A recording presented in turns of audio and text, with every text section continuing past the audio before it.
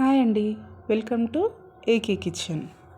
ఈరోజు రెసిపీ అరిసెలు ఎలా చేసుకుందామో చూద్దాం.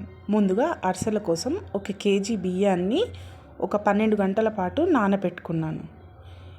ఈ బియ్యాన్ని ఆరపోసుకొని మిక్సీ వేసుకోవాలి. ఎక్కువ పొడి పొడిగా చేసుకోవద్దు, కొంచెం తడిపిండి లాగానే ఉంచుకోవాలి. దీన్ని మిక్సీ వేసుకున్నాక జల్లెడ పట్టుకొని స్మూత్ పిండిలా చేసుకోవాలి, నూక లేకుండా. జల్లెడ పట్టుకున్న దాన్ని ఒత్తి పట్టి అలాగే ఉంచి మూత పెట్టేసుకోవాలి. ఇప్పుడు పాకం ప్రిపేర్ చేసుకుందాం. పాకం కోసం నేను ఇక్కడ 750 గ్రాముల బెల్లం తీసుకున్నాను, జిగి బెల్లం. ఇప్పుడు దీన్ని పాకం ప్రిపేర్ చేసుకుందాం. పాకం కోసం ఒక హాఫ్ గ్లాస్ అన్ని వాటర్ పోసుకొని బెల్లం అంతా కరిగాక ఏమైనా చెత్త అలా ఉంటే స్ట్రెయిన్ చేసుకోవాలి.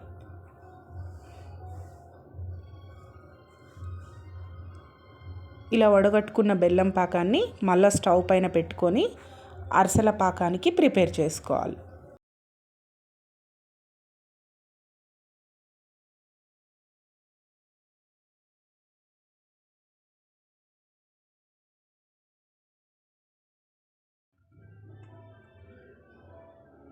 పాకాన్ని మధ్య మధ్యలో చెక్ చేసుకుంటూ ఉండాలి.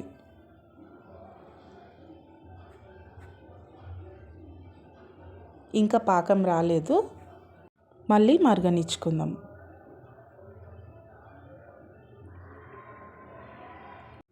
కొన్ని నీళ్లు తీసుకొని అందులో బెల్లం పాకంని వేసి ఇలా అని చూసినప్పుడు మనకు అది జారిపోకుండా తిక్కుగా చేతికి వస్తే పర్ఫెక్ట్గా పాకం వచ్చినట్టు.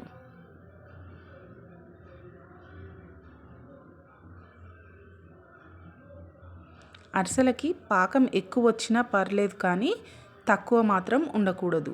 అలా అని మరీ ఎక్కువ కూడా రాకూడదు, అరిసెలు విరిగిపోతాయి. ఇప్పుడు దీనిలోకి 2 చెంచాల నెయ్యిని వేసుకొని ఒక హాఫ్ కప్పు నువ్వులను కూడా యాడ్ చేసుకుంటున్నాను. మీరు కావాలంటే నువ్వులు ఇంకొన్ని కూడా యాడ్ చేసుకోవచ్చు.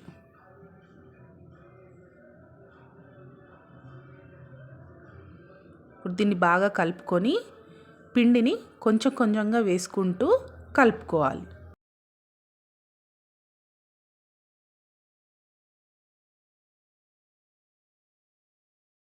ఒక కేజీ బియ్యానికి 750 గ్రాముల బెల్లం కరెక్ట్గా సరిపోతుంది.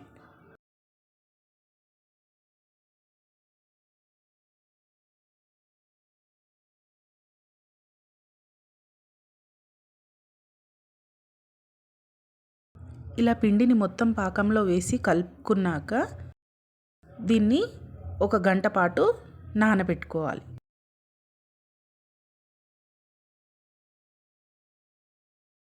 ఒక గంట తర్వాత చేతికి ఆయిల్ కానీ గీని కానీ అప్లై చేసుకొని చిన్న చిన్న ఉల్లలుగా చేసుకోవాలి.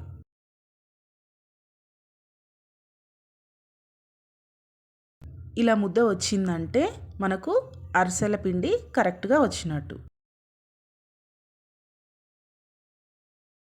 ఇప్పుడు ఇది తడారిపోనివ్వకుండా మూత పెట్టుకుంటూ చిన్న చిన్న ముద్దలు తీసుకొని అరిసెలు ప్రిపేర్ చేసుకుందాం.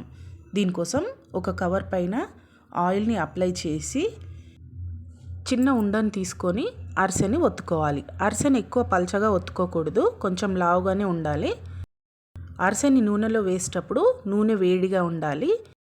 దీన్ని మీడియం ఫ్లేమ్లో వేయించుకుంటే అరిసెలు బాగా పొంగుతాయి. ఒక్కొక్క అరిసెను మెల్లగా ఆయిల్లో వేసుకొని అరిసెలు ప్రిపేర్ చేసుకోవాలి.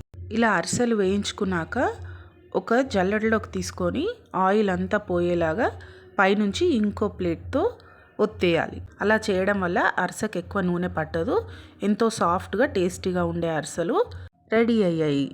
వీడియో నచ్చితే మీ ఫ్రెండ్స్కి రిలేటివ్స్కి కూడా షేర్ చేయండి. మరిన్ని వీడియోస్ కోసం ఛానల్ని సబ్స్క్రైబ్ చేసుకోండి.